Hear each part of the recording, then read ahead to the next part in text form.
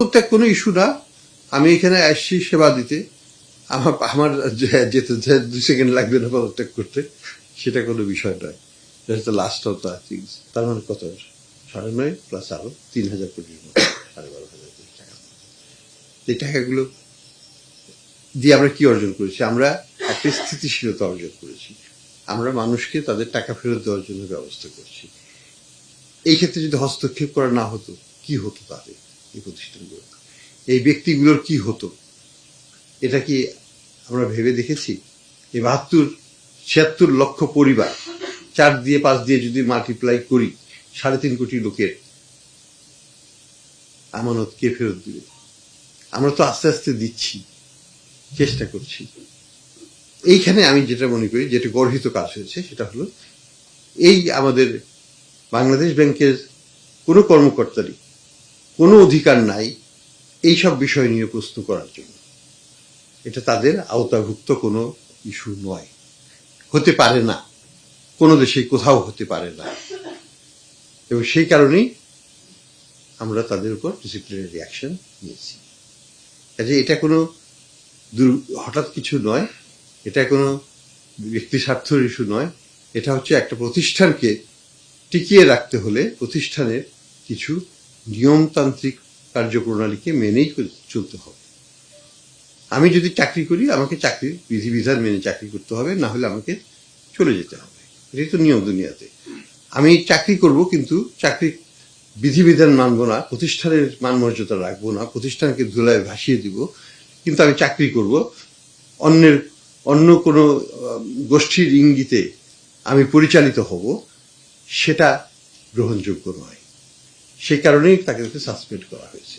এখন বলতে পারেন সাসপেনশনের পরে কেন ট্রান্সফার করা হলো? Legitimate question. না, সরি, সাসপেন্ড করা হয়নি, তাদেরকে শোকজ করা হয়েছে। এবং শোকজের পরবর্তীতে কিন্তু তারা যেটা করলো, তারা আরো বেশি করে ফেসবুক এবং অন্যান্য মাধ্যমে অপপ্রচার আমি শুরু করব। এবং এটা একটু কমানোর জন্যই আমরা তাদেরকে ঢাকা থেকে বাইরে করে দেওয়ার ব্যবস্থা করছি, যে আপাতত বাইরে যাক, জিনিসটা একটু প্রশমিত হোক এবং তারা তাদের শোকজের জবাবটা দিক। তার ভিত্তিতে পরবর্তী কার্যপ্রণালী ঠিক করা হবে তাদের ভবিষ্যৎ নিয়ে। তো এই জিনিসগুলো এই অবস্থাতেই আছে। এর বাইরে আমার তেমন কিছু বলার নেই। আমি মনে করি বাংলাদেশ ব্যাংকে যেই থাকুক না কেন, গভর্নর হিসাবে বা পরিচালক হিসাবেই, তাদেরকে সবসময় স্টাফ ডিসিপ্লিনের উপর নজর দিতেই হবে। স্টাফ ডিসিপ্লিন যদি না থাকে, একটা প্রতিষ্ঠান চলতে পারে না। আমরা একটা নিয়ন্ত্রক ব্যবস্থা, আমরা যদি ভেঙে পড়ি, আমরা যদি নিজেদের মধ্যে মানে এই ধরনের ইস্যু, যেটা তাদের আওতাভুক্ত ইস্যু, যেটা সরকার থেকে সিদ্ধান্ত নেওয়া হয়েছে, সরকার থেকে টাকা দেওয়া হয়েছে, সেই ইস্যুকে তারা কেন কেন্দ্র করবে? যে আমরা এককভাবে গভর্নর এটাকে ভেঙে দিয়েছেন, এককভাবে গভর্নর এই ব্যাংকগুলোকে ধ্বংস করে দিয়েছেন। What did I do? আমি তো ব্যাংককে উদ্ধার করছি, এখনো চেষ্টা করে যাচ্ছি এই ব্যাংকগুলোকে ইনশাল্লাহ আমরা শক্তিশালী একটা অবস্থানে নিয়ে যাব। কিন্তু এই কুচক্রী মহল, এরা চাচ্ছে এটা ব্যর্থ হোক। এরা চাচ্ছে এটা ব্যর্থ হয়ে গেলে আবার পূর্বের মালিকদের কাছে এই ব্যাংকগুলোকে ফেরত দিতে পারবে এবং তারা লুট করবে এবং সরকারের টাকাটাও তারা সুন্দরভাবে তারা পকেটে পেয়ে যাবে। অর্থাৎ একটা ব্যাংকে একটু ভালো অবস্থায় নিয়ে আসা হয়েছে, সরকার থেকে তো 32,000 কোটি টাকা দেওয়া হয়েছে, এই টাকাটাও তারা বেনিফিটটা পাবে এখন যদি ব্যাংকটা তারা পায়। এটা তো আমাদের কাম্য নয়, এটা তো জনগণের টাকা। এটা জনগণকে উদ্ধার করার জন্য দেওয়া হয়েছে এবং জনগণকে উদ্ধার করার কাজেই এটাকে ব্যবহার করা হবে। এখানে অন্য কোনো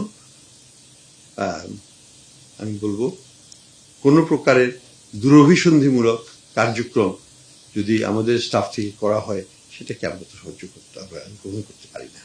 আমি মনে করি যে এটা এক ধরনের অপপ্রচারের মাধ্যমে কিছু সাধারণ অফিসারদেরকেও হয়তো উদ্বুদ্ধ করার, মানে ভুল পথে পরিচালনা করার চেষ্টা করা হচ্ছে এটার মাধ্যমে। এটাকে একটা এক ধরনের অপপ্রচারের মাধ্যমে অনেকেই সময়, অনেক ক্ষেত্রে আমরা দেখি গড্ডালিকা প্রবাহে গা ভাসিয়ে দেওয়া। আমি আমাদের স্টাফদেরকে বলবো যে আপনারা সবাই ব্যাংকের স্বার্থের কথা চিন্তা করুন, আপনারা সবাই দেশের স্বার্থের কথা চিন্তা করুন এবং ভাবুন যে কেন আমি এই ধরনের উস্কানিমূলক কাজের পেছনে সমর্থন দেব বা দেওয়ার চিন্তাও করব।